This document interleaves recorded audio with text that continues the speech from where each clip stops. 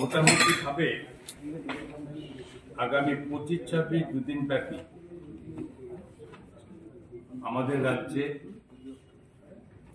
উত্তর পূর্বাঞ্চলের বাকি রাজ্যগুলো এবং পশ্চিমবঙ্গের যারা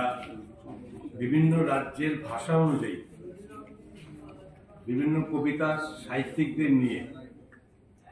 অটল এই কবিতা সাহিত্য এক সম্মেলন হতে যাচ্ছে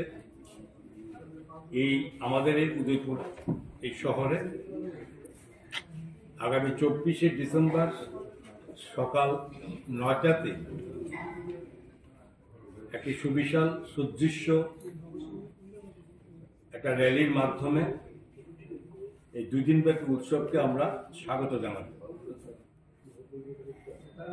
এবং আগামী 25শে ডিসেম্বর ঠিক বেলা 2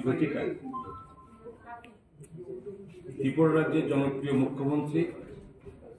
প্রফেসর ডক্টর মানিক শাহর হাত দিয়ে এই উৎসবের সূচনা হবে এবং এই পরিপ্রেক্ষিতে আমাদের রাজ্যের সাংস্কৃতিক উপদেষ্টা কমিটির মাননীয়